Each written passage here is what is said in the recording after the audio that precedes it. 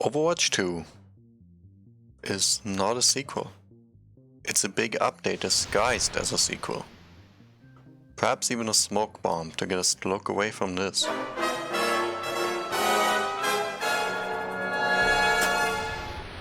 Oh, this must be the new game mode. Another disappointing AAA blunder. Fucking added to the pile. Which is such a shame because I think the gameplay is better than ever before. The game is fun. In Overwatch 2 there's only one tank per team, which has huge gameplay implications. Only having one tank means less shields and less bullet spawners on each team, which makes the pace of the game a lot faster. Instead of having these long stalemates until everyone is ult, there are a lot more smaller skirmishes. One less player on each team also means that each individual player has a lot more impact on the game. I mean, think about it. We're now 20% of the team instead of... They also got rid of most of the quad control in the game, which was such a good change. No one likes getting stunned.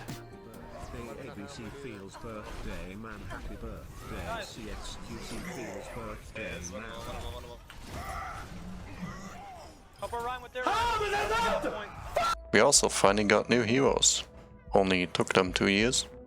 Sojourn is really cool, but also a grim reminder of power creep. Kiriko has an awesome kit with a really interesting playstyle, but to be honest I'll take anything to pad out the healer role. Junker Queen, I haven't really played her yet.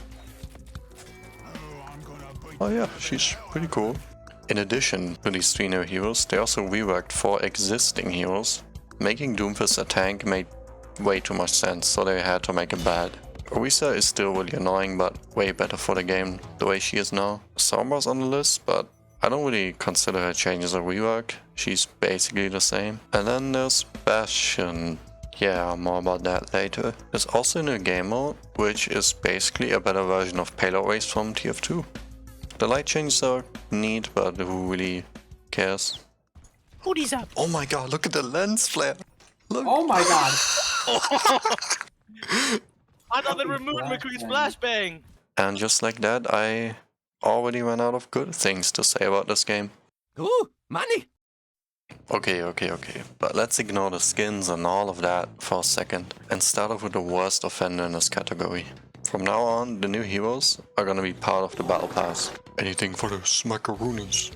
You can either grind the pass until you get them for free, or you can get them on day 1 by buying the battle pass. Now what do you think would be a fair level to unlock the new hero for free? Maybe 20, 25 or even 30? Nah, it's level 55. This is so far down the battle pass, it can easily take over 50 hours to reach. Look, I know, Overwatch is free to play now, and there must be some compromises. I don't think the general player base fully realizes yet how dumb this is, because they did some damage control. They gave all previous players of Overwatch Kiriko on release. So the most verbal part of the player base didn't even have to deal with this problem yet. But you just wait for Season 2 when a new broken tank will be released. Overall the battle pass it's fine. The challenges are pretty boring. I mean, it's nothing new, we've all seen it at this point. Seasons having themes is fun, but the execution is pretty lame. They're purposefully withholding most skins from the battle pass to put them in the horribly overpriced shop. Oh yeah, there's an item shop now. 2 actually for some reason.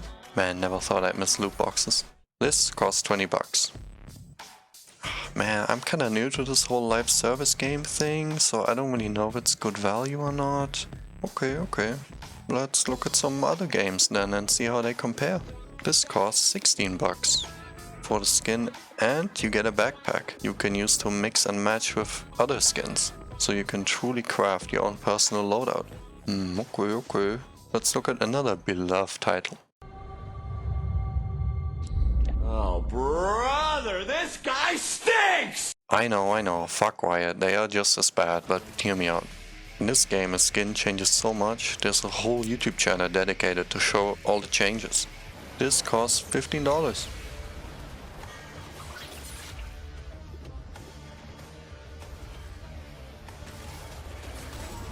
This skin has custom effects, animations, sounds, including 10 minutes of voice lines just for the skin. Where are you running? This costs $20. Now you might think that these kind of comparisons are not fair, but Blizzard wanted a slice of that live service cake, which absolutely opened them up for this kind of criticism. If somehow you do decide to buy this shit, oftentimes you can't even buy the new skin on its own. You also have to pay for the bundled in trash you're never gonna use. Okay, my next to skins is also weapon charms and souvenirs. Souvenirs are kinda... oh, wait, this is a bad example. Souvenirs are kinda neat for now. I think they will get really old soon if they just keep the same animations. Also, why would anyone show this off? Don't sass me. Weapon charms I do like, but some of them look like they were made in 2 minutes. And I hope you're not a Moira player, or you're gonna be real disappointed. Disappointed! Do you like to play Torp or Bastion? I do, at least in one of them. Well, there was a bug with each of their ultimate, the Bastion one being pretty game-breaking. For his ultimate, we completely changed it up. He no longer has this tank mode, he instead goes into a new artillery mode. You then get to choose points to call down an artillery strike anywhere on the map within the ability's timer.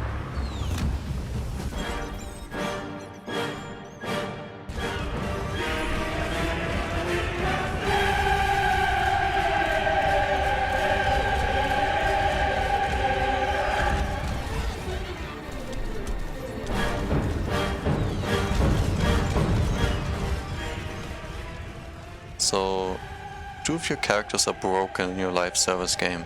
What do? Wait, you picked A? You should have phoned a friend or something. I'm serious, his character portrait is not even grayed out. He's literally gone. Which is funny, because Torp's bug wasn't as game-breaking, so they just disabled him in competitive. So the system to disable certain heroes in certain game modes is already in place? Why just straight up remove Bastion from the game? Can't even look at him.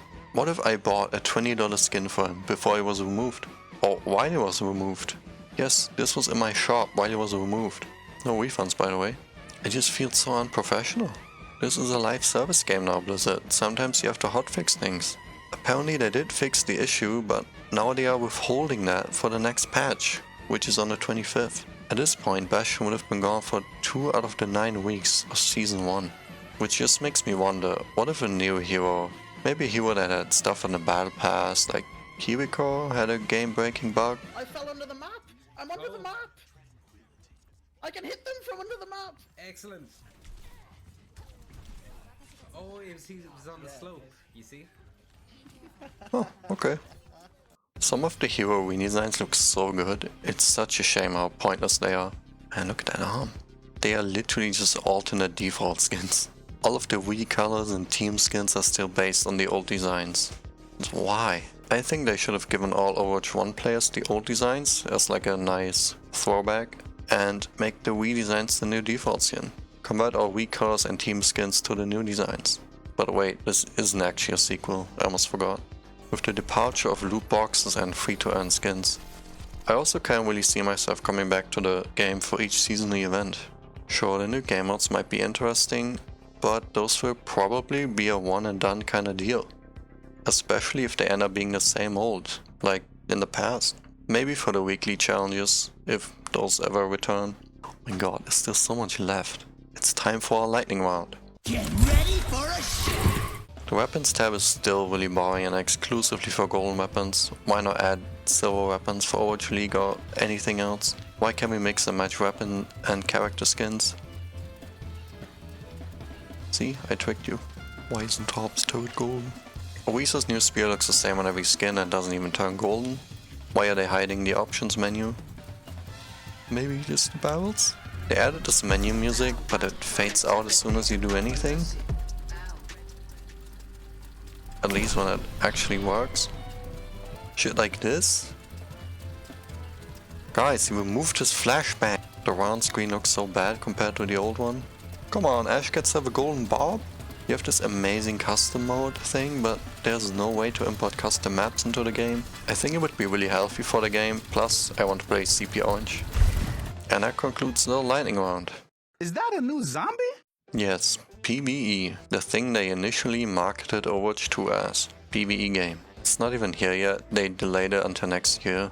But But when it eventually comes out, I think they should call the game something else and avoid the 2, because Overwatch 2's release will just kneecap the PvE's release, just by name association. Also, people won't really expect to pay for the PvE if it's called Overwatch 2, because Overwatch 2 is free to play, isn't it? But at this point, I'm not even sure anymore if the PvE will be its own game or just an update to Overwatch 2 that you have to pay for.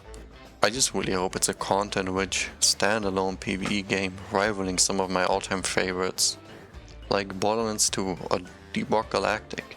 Man, I swear, if it's just seasonal, glorified archive events. For the PvP live service, for certain seasons, you're also going to get some PvE maps. Seasons. Oh no. It's just seasonal glorified archive events?